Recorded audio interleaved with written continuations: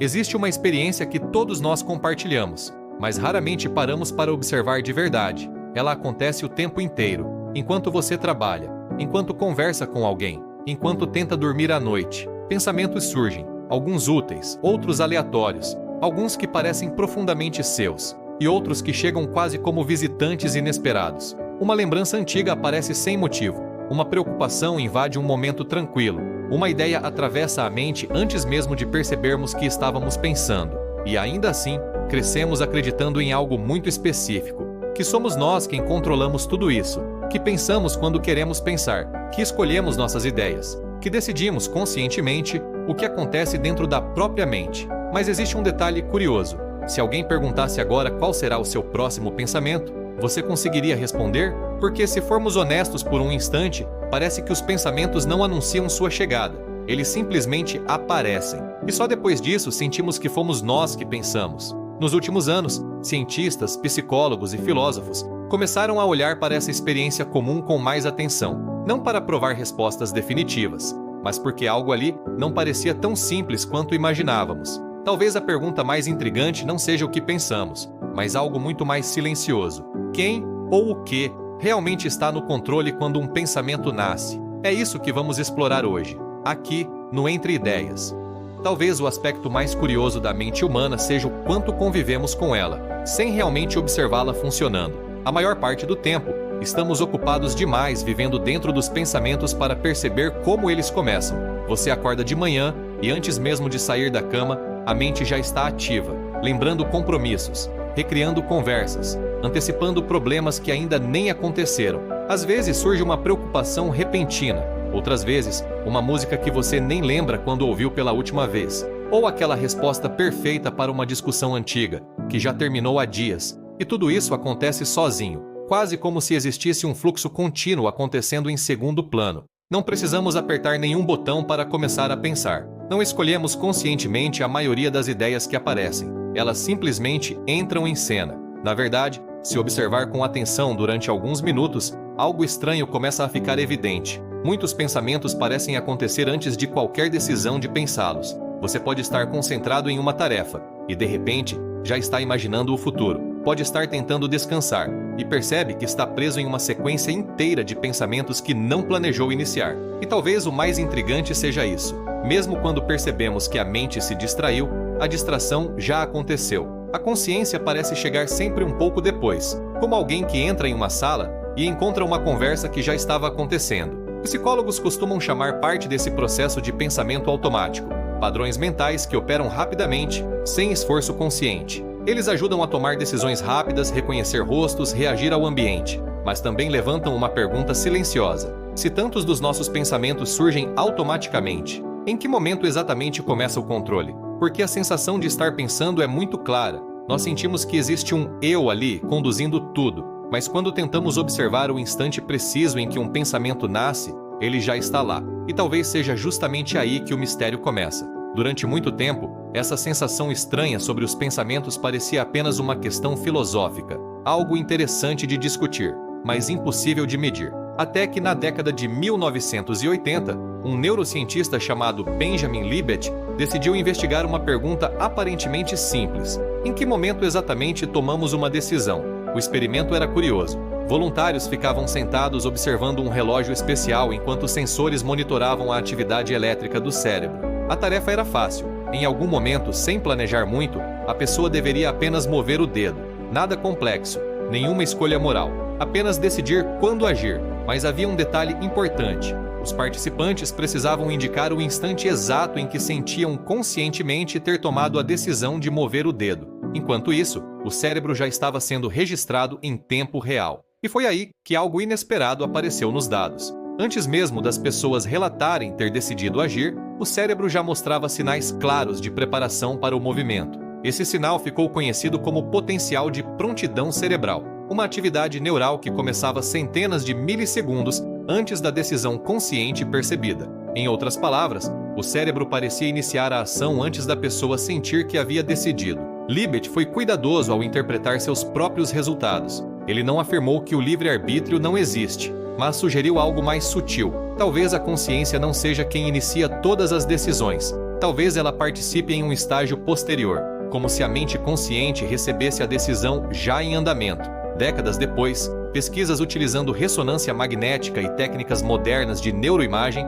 começaram a explorar essa mesma ideia com ainda mais precisão. Alguns estudos observaram padrões cerebrais capazes de prever escolhas simples vários segundos antes de a pessoa relatar estar consciente delas. E isso levanta uma pergunta difícil de ignorar. Quando sentimos que escolhemos algo, estamos realmente iniciando a decisão ou apenas tomando conhecimento dela? Claro, esses experimentos envolvem decisões muito simples: mover um dedo, pressionar um botão. A mente humana é infinitamente mais complexa do que isso. Ainda assim, essas descobertas abriram uma porta inesperada, porque talvez o pensamento consciente não seja o ponto de partida da mente, mas apenas a parte da história que conseguimos perceber. E se isso for verdade, mesmo que parcialmente, então a pergunta muda completamente. Se o cérebro começa antes, onde exatamente entra o eu? Depois dos experimentos de Benjamin Libet, uma nova pergunta começou a ganhar força dentro da psicologia e da neurociência. Se parte das decisões começa antes da consciência, o que exatamente a consciência está fazendo?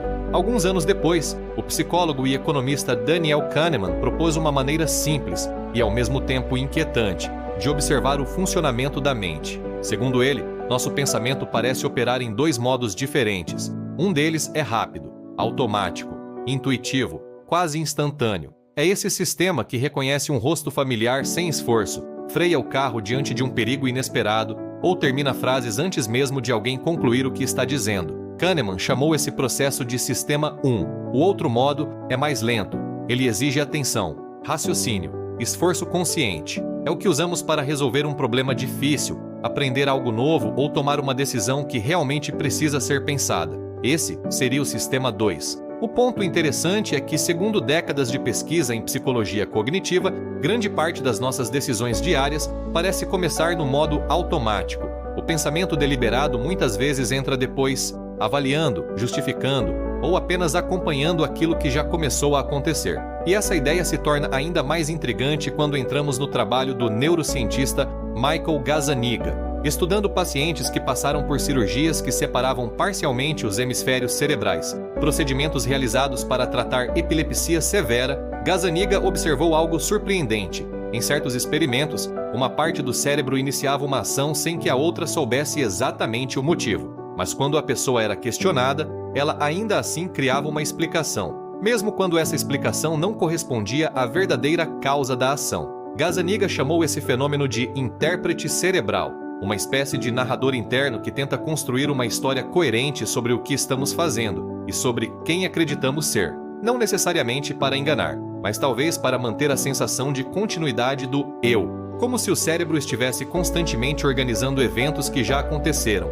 em uma narrativa que faça sentido para a consciência. E isso levanta uma possibilidade fascinante. Talvez a mente consciente não funcione apenas como autora das decisões, mas também como contadora de histórias sobre elas, o que não significa que não temos participação nas escolhas, mas sugere que o processo pode ser muito mais distribuído, silencioso e automático do que normalmente imaginamos. Porque enquanto sentimos que estamos pensando passo a passo, milhares de processos invisíveis já estão trabalhando nos bastidores, e a maior parte deles acontece fora do campo daquilo que chamamos de consciência, o que nos leva a uma questão ainda mais profunda. O que o cérebro está fazendo quando achamos que não estamos pensando em nada? Durante muito tempo, cientistas acreditaram que o cérebro funcionava quase como uma máquina econômica. Quando estamos concentrados em uma tarefa, ele trabalha intensamente. Quando descansamos, ele desacelera. Parecia lógico, mas no início dos anos 2000, estudos de neuroimagem começaram a revelar algo inesperado. Pesquisadores perceberam que mesmo quando uma pessoa não estava realizando nenhuma atividade específica,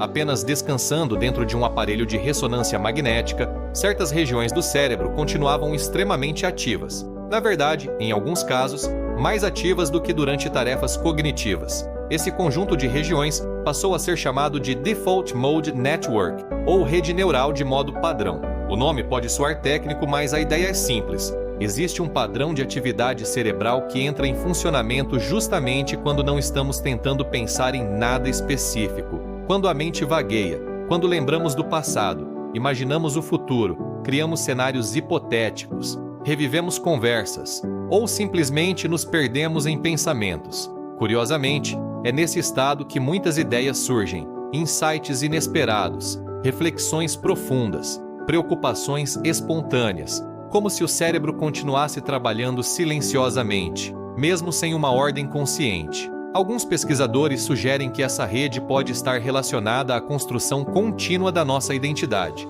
a sensação de existir como alguém ao longo do tempo. Enquanto você acredita estar apenas distraído, o cérebro pode estar reorganizando memórias, simulando possibilidades e atualizando modelos internos do mundo.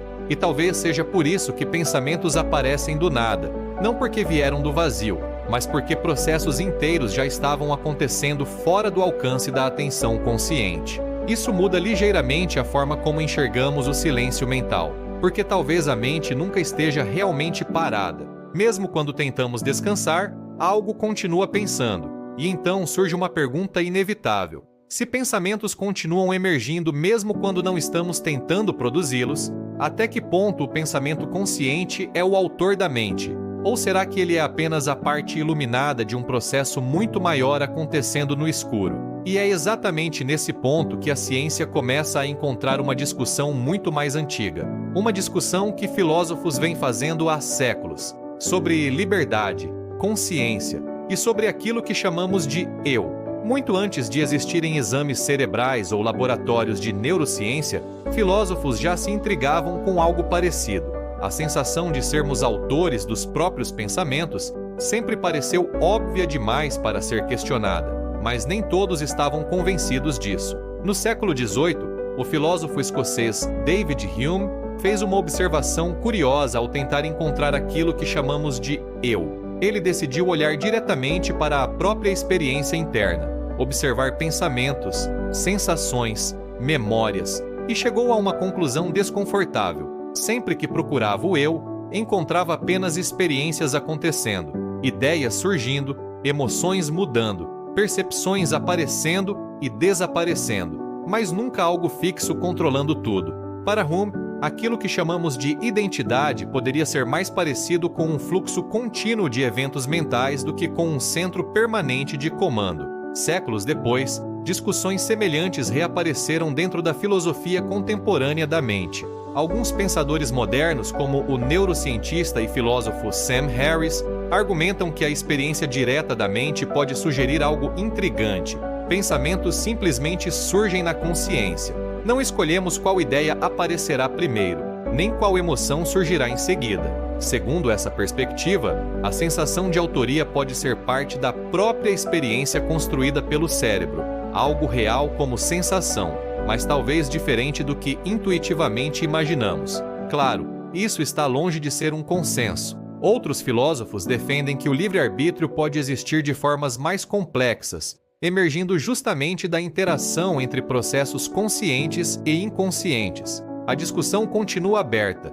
e talvez continue por muito tempo, porque o problema não é apenas científico ou filosófico, ele é profundamente pessoal. Se observar honestamente a própria mente por alguns instantes, algo curioso acontece. Os pensamentos aparecem, mudam, desaparecem, e muitas vezes só percebemos isso depois que já começaram, o que leva a uma possibilidade silenciosa, não como resposta final, mas como investigação. Talvez o eu não seja exatamente o criador de cada pensamento, mas o lugar onde eles se tornam conscientes. Talvez sejamos menos comandantes da mente e mais testemunhas participando dela, mas se isso for ao menos parcialmente verdadeiro, então uma última pergunta permanece.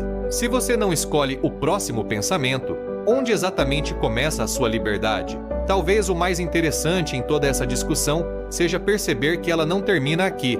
Na verdade, ela começa exatamente onde o vídeo acaba, porque, independentemente do que a ciência ainda venha a descobrir, existe uma experiência que só você pode investigar, a sua própria mente. Nos próximos minutos, ou talvez ainda hoje, observe com calma. Perceba o instante em que um pensamento surge, antes de julgá-lo, antes de segui-lo. Apenas note. De onde ele veio? Você decidiu pensá-lo ou apenas percebeu que ele já estava ali? Alguns pesquisadores sugerem que grande parte da atividade mental acontece fora da consciência. Alguns filósofos questionam se o eu é realmente um controlador ou uma construção contínua da própria experiência. Mas nenhuma teoria substitui algo simples, a observação direta. Porque existe uma diferença enorme entre entender uma ideia e perceber essa ideia acontecendo dentro de si. E talvez seja por isso que essa pergunta atravessa séculos sem desaparecer. Não importa quantos estudos existam, todos nós continuamos vivendo dentro do mesmo mistério. Pensamentos surgem, decisões acontecem, histórias são criadas. E no meio disso tudo, existe essa sensação muito clara de ser alguém pensando. Mas então, da próxima vez que um pensamento aparecer na sua mente, vale a pena perguntar: ele foi escolhido ou apenas encontrado? E se você pode observar seus pensamentos, quem exatamente é aquele que observa? Talvez a resposta não esteja neste vídeo. Talvez esteja no próximo pensamento que surgir aí dentro. Se essa conversa despertou alguma pergunta aí dentro, talvez valha a pena continuar explorando juntos. Porque o Entre Ideias existe exatamente para isso. Não para entregar respostas prontas, mas para investigar aquelas perguntas que normalmente passam despercebidas no meio da rotina. Então, se esse vídeo fez você pensar por alguns minutos a mais do que o normal, deixe o seu curtir. Isso ajuda o vídeo a chegar até outras pessoas que também gostam de refletir. E se você conhece alguém que adoraria entrar nessa discussão, compartilhe este vídeo com ela. Às vezes, uma única pergunta pode iniciar conversas interessantes. E se quiser continuar explorando temas como consciência, mente, ciência e filosofia, considere se inscrever no canal, porque toda semana uma nova ideia pode mudar a forma como enxergamos algo que sempre esteve diante de nós. Nos vemos no próximo pensamento, aqui no Entre Ideias.